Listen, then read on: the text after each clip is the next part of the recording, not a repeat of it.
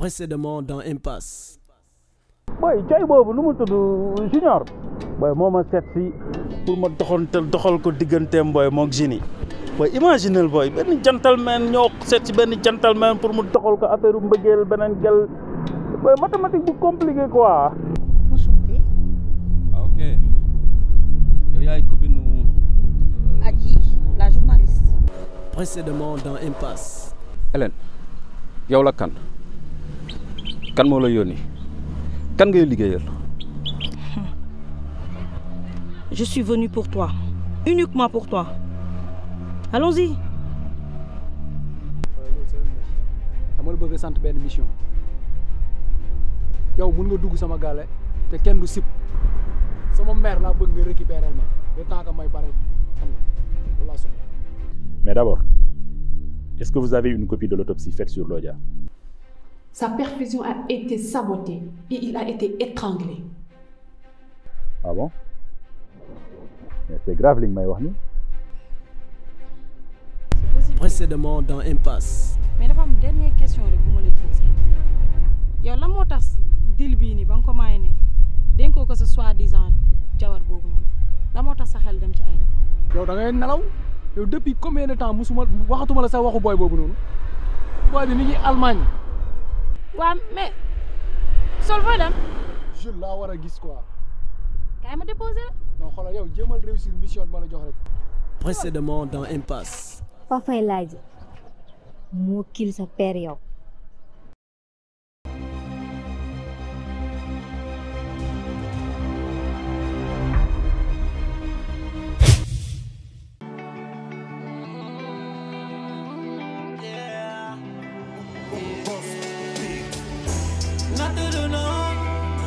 balance bu la yàlla di yégal pour mën a natt sa ngëm bu yaakaari taas ba say loxo faasu amaana mën na nekk li gën rëkk ci yoon du ñàkk si sa laaf amaana boo ko rombee dajeeg li gën mel ni kumba yi toog foog ñu lambaati mais dara warul tënk sa maay impasse yaa ngi ci impasse life bu intensif impasse yaa ngi ci impasse léppay impasse yaa ngi ci impasse dañ la koy dépassé impasse yaa ngi ci impasse bëgguma bàyyi trace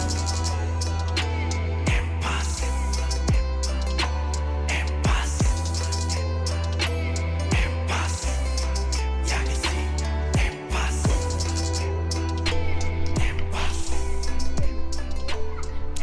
Et je suis vraiment désolée pour toi, mais tu sais, on peut pas aussi tenir Ladji pour responsable de tout ce que son père a fait, hein.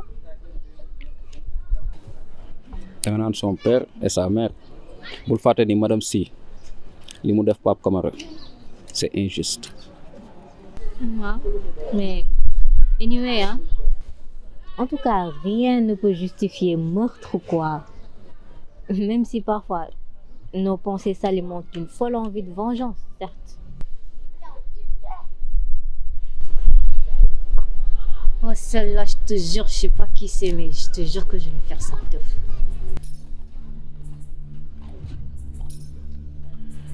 Jules, j'ai à te parler. Quant à toi, Génie, demain on aller au marché. Merci.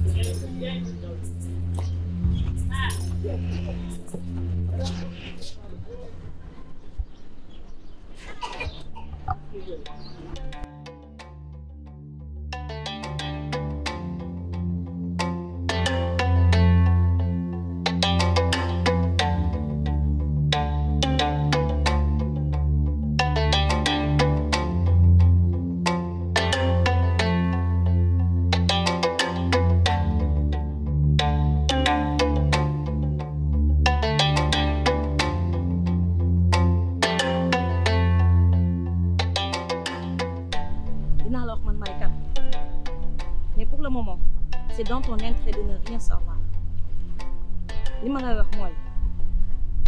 J'ai un regret de te l'annoncer, mais on t'a menti toute ta vie. mais yow xanaa da nga def enquête ci man Hélène man du ma pion bu ñuy manipuler. À force de manipulation, tu finis par perdre tes repères. Ma mission s'arrête là. Je suis venue te dire toute la vérité.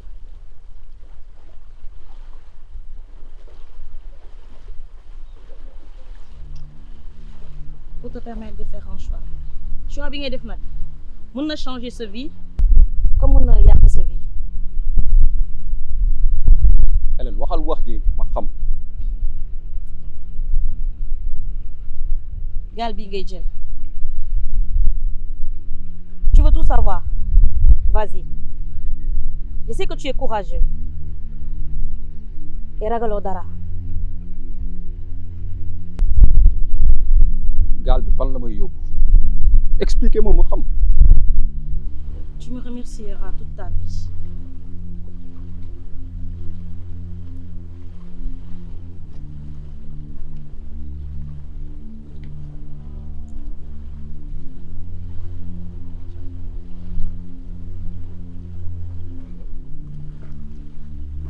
Bu gaal bi demee bu la neexee nga bës play. Bonne chance.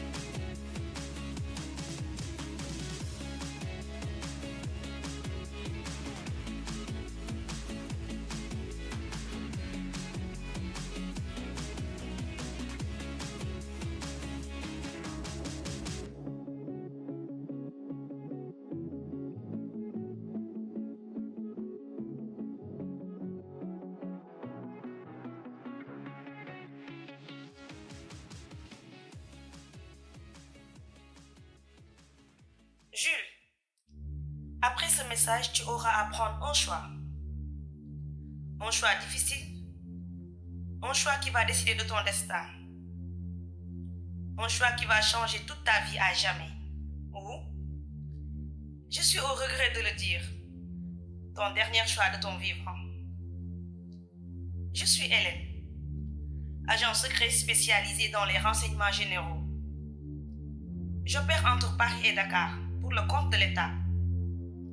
Je suis aussi un militant des droits de l'homme et je me bats contre l'injustice. Yàgg naa suivre seen dossier bi nag, mais mënuma ci woon intervenir pour des raisons professionnelles. Dama profité ci occasion bi ma gisee sama xarit bi Adji, la journaliste, ñu koy persécuté ginnaaw bi mu defee reportage bi. Quand elle vous a donné la parole. Venons-en au cœur du sujet. Jules, ouvre les yeux, parce que votre fin à tous sera tragique. On ne gagne jamais une bataille si on est jeune, impuissant, face à l'État, sa justice et sa police. Vous allez tous avoir une fin différente. Les plus chanceux seront en vie, pour ne pas dire emprisonnés le reste de leur vie. Même si je le reconnais tout au début, c'est une erreur d'un agent de police qui vous a conduit dans cette situation.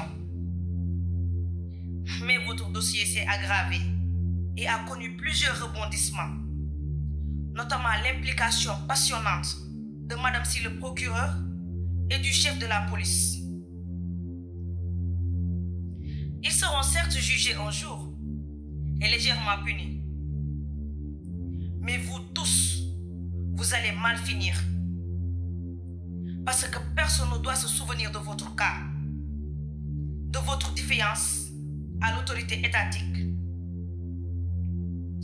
Vous risquez d'inspirer de futures rébellions. Donc, pour la sauvegarde de l'État et de son image éternelle, je te jure sur parole qu'ils vont tous vous massacrer. xam naa ne sama wax mën na bañ a am effet ci yow parce que xamoo ma xam bu war a tax nga am confiance ci man mais xamal ne li ngay dund lépp laa xam par cœur dama laa étudier de fond en comble pour am sañ-sañ wax la ni Jules ba léegi xamoo kan mooy sa yaay. Souleymane Jules. yaay booy. waaw femme bi nga dajaloon fu sori foofu noonu ci ginnaaw montagne benn comédienne la woon rek bu ñu santoon mu jouer benn rôle waaye mësul nekk sa yaay même su dee moom ak sa yaay dañoo nduróo torop mais xamal ni Charles Ndoye ak torop ñoo def casting bi ginnaaw bi ñu étudier sa passé te bu dee yaa ngi fàttali ko bu baax loolu moo taxoon après nga accepté seen projet bi ci nga commencé di leen wóolu di ànd ak ñoom Jules war ngaa xam ni yaay bu gëj a gis doomam depuis temps xale su ko gisee du ko bàyyiwaat mu demee noonu souvent danga koy woo téléphone du la jël soo ko envoyé message vocal mu tontu la ak message écrit contrat wam moo jeex ki lay tontu ci gang bi la bokk. Ils ont pris assez de photos d'elle qu'on t'envoie souvent pour maintenir le lien. soo ma gëmul nag essayel woo ko léegi boîte vocale ngay jot parce que le député Charles Ndoye a laissé tomber votre dossier.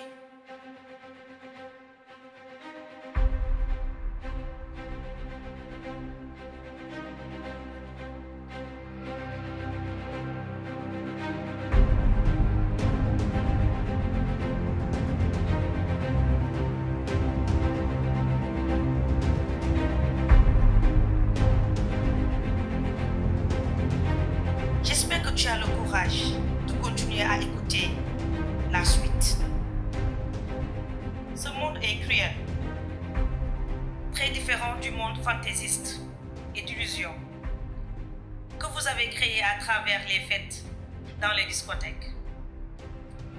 Jules, l'être humain est capable de tout pour servir ses propres intérêts, surtout ces gens-là, passionnés de politique. Bref, dinaa la jox beneen preuve buy firndeel li ma lay wax nii parce que la situation est grave. Je sais, en tant qu'agent secret, j'avais réussi à poser un micro sous la table du bureau de Madame Si le procureur. J'ai réussi à choper une discussion qu'elle a eue avec Troc, le bras droit du député. Écoute cet extrait. On leur a proposé un projet pour les libérer. C'était très difficile au début. Mais il a fallu qu'on pose des actes concrets pour qu'ils changent leur mentalité. De quels actes tu parles? Figurez-vous qu'on a tout fait pour faire évader Capo de prison et on l'a amené en Casamance pour qu'il s'y réfugie. On a fait libérer la mère de Soul. Et tenez-vous bien, le pire arrive. On a créé un personnage. Oui, je dis bien un personnage pour qu'il joue le rôle de la mère de Jules, afin qu'il tombe dans nos bras. Vous avez osé. Donc, il ne connaît pas encore sa mère? Non. Et c'était son plus grand souhait.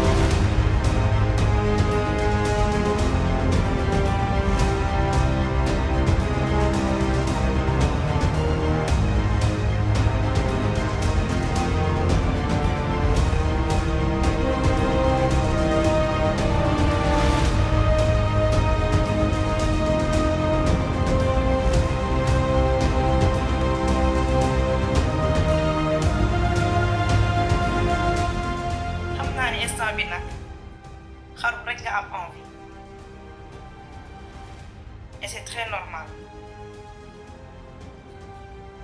Tu te dis pourquoi toi? Quel est le sens de ta vie? Qui es-tu? J'ai traité plusieurs fois des cas pareils. Mais c'est comme je t'ai dit au début. Il va falloir prendre une seule décision. Tu n'as pas de temps. Parce que les flics ont repéré votre planque. Jini dafa laa ko utiliser téléphone am. Te gars yi transféré nañu appel bi. Xam seen position. Vu ce qui s'est passé, je doute fort qu'ils vous envoient des flics. Mais des nervis. Ils vont s'en prendre à vous. C'est une bonne occasion. Parce que Saul ne va pas tarder à arriver. Jenny est déjà là. Ce qui me pousse à te parler du dernier sujet. Dafa am choix bu compliqué boo war a def.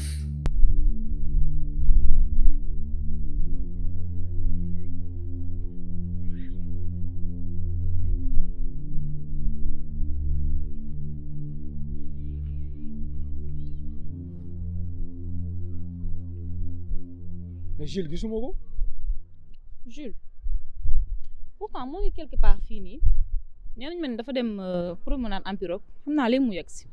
mais Jules dafa dof xanaa kon tal na nekk fii di ay promenade ay pirogue. mais boo bëggee mën naa la yóbbu gàlle nga toog fa installé wu en attendant moom muy ñëw. foofu kan moo fa nekk. benn xaritam Jini la tudd Jini voilà moom moo nekk foofu di ko xaar. non grawul baal ma ceene fii xam nga def quelque xam nga recherche xool fii. ok. mais amoo téléphone nga abal. ankay am. c'est sécurisé hein. effectivement c'est sécurisé kay. non dama la bëgg wax numéro non identifié laa wax quoi. Saul c'est non identifié. mën nga def appel bi bu fàtte ni man tamit dañoo nekk di ma wër c'est sécurisé d'autant plus non identifié mën nga woote amul ngaañ fii l'appel. yow noo tudd. man Aji. Aji. sa vrai tour lan la. Aji mooy sama vrai tour bu fàttalikoo émission bi ma doon def yow ak Jules waxoon naa sama tour. xam naa da koy fàtte. ok.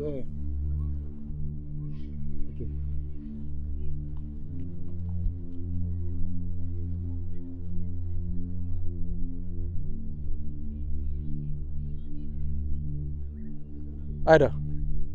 waaw. mbaa bi ngay dugg ci gaale bi kenn gisu la. waaw yow man duma ngaa ko ci town bi. gars yi kenn xàmmee ma sinon Sol fan nga nekk man dama la soxla de dama bëggoon ñu teg. non je suis désolé nag.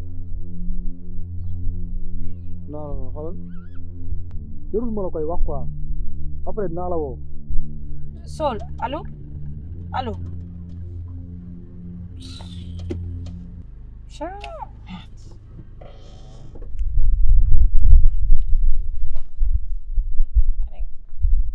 merci. je t'en prie donc vu que bëggoo ànd ak man gàlle man xam naa damay ñëw dem parce que am na yeneen yu may xaar maa war a togg préparer affaire yooyu noonu léegi da ngay toog fi nga xaar Jules sûrement fii lay génnee dina la fi fekk léegi man maa ngi dugg xam naa après.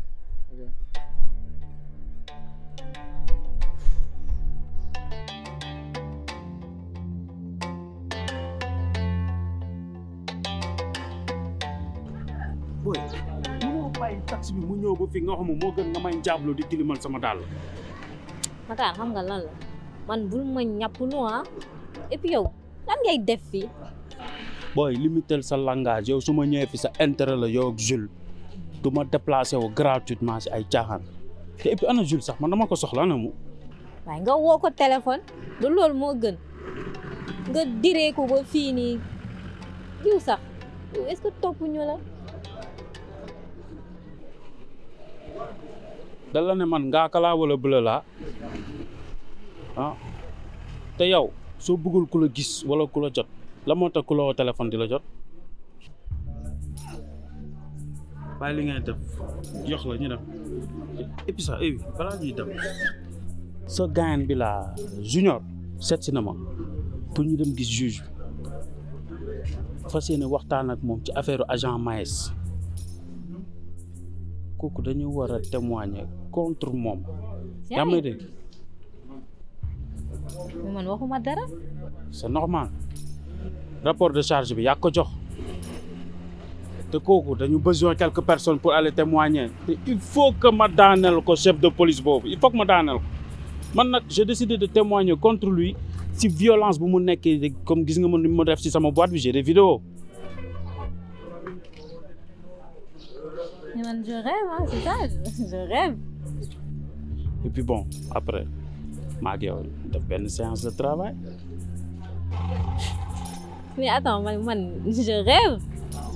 Attends, boy. Yow, li ngay ñëw amul ay affaire yoo jël. Waaye Matar kii du yow waay. Yow foo abbee fit. Oh boy, maa ngi sama mois d'anniversaire. Waaw. Voilà. Nekk anniversaire day fay bëgg naa li kaay fi kaay.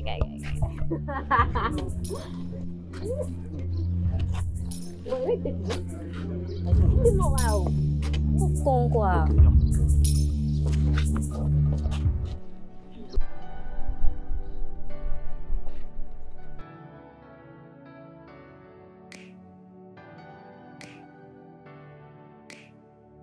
foog nga séparé wu ak sa xarit yëpp te nga jël sa yoonu bopp su dee bëgg nga génn ci coow li sauver sa bakkan tu n'as pas le choix. Capot, tu n'as plus de ces nouvelles. Quand tu l'as annoncé la nouvelle que le protocole est déchiré, il s'est enfui pour la première fois. Il est retourné chez son père, se cacher et se protéger. Personne ne pourra l'atteindre dans ce village. Tu le sais bien, parce que tu as été là-bas. Ton premier grand amour, Vicky, n'est plus en tôle. Elle a juste fait 15 jours là-bas. Avec l'aide de son oncle haut placé, ils l'ont sortie discrètement. Et pour se racheter, M. Ismaël Ndiaye, son oncle, lui a remis un passeport diplomatique. Elle est actuellement à Marseille, en France. On lui a catégoriquement défendu de te contacter et de t'oublier. Et toi, on t'a tout simplement fait croire qu'elle ne peut plus recevoir de visite. Vicky est partie à jamais. Quant à Ladi, il est sorti sain et sauf de son coma. Mais sa mère va le transférer aussi en France pour des examens supplémentaires. Et il va y demeurer définitivement pour commencer une nouvelle vie loin de vous tous. Ton frère, Saul, tu risques de payer les pots cassés de tout le monde. L'État sera sans pitié avec lui. Il n'aura nulle part où se cacher. Il finira comme tous ces voyous de la rue. Ils vont essayer de malmener sa mère pour le pousser à la réaction. Et comme tu le connais, il tombera sur leur piège. Tout a été préparé. Et pour finir, Ginny a un secret pour moi. Elle dort avec ce secret toute sa vie. Quand elle sera prête, tu ne vas pas t'en sortir. Elle est tout sauf idiote. Tout sauf une meilleure amie. Jules, en résumé, ils ont tous un destin différent. Et toi, si j'ai choisi de te dire tout cela, c'est parce que tu es le seul naïf dans cette histoire. Tu vas mourir en prison sans connaître ta mère qui est quelque part en train de te chercher. Donc, fais un choix. Libère-toi de tous ces gens-là tout de suite. Pour une fois de ta vie, pense à toi.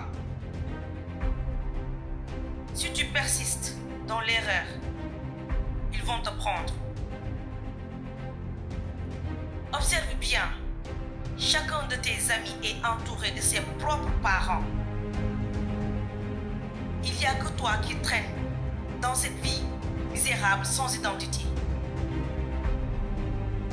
Personne n'est là pour te protéger. La vie est sacrée.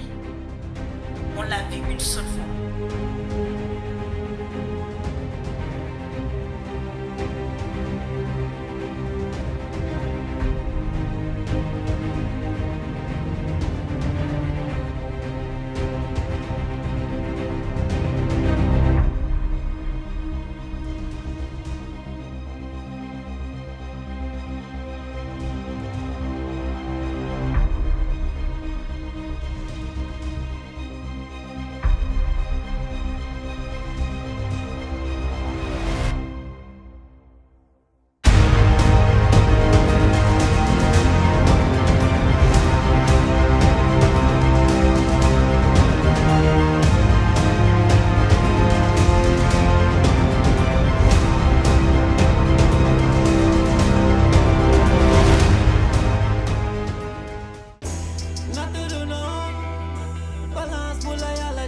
pour mën a natt sa ngëm bu yaakaari taas ba say loxo faasu amaana mën na nekk li gën rëkk ci yoon du ñàkk si sa laaf amaana boo ko rombee dajeek li gën mel ni kumba yi toog foog ñu lambaati mais dara warul tënk sa maay impasse yaa ngi ci impasse life bu intensif impasse yaa ngi ci impasse léppay impasse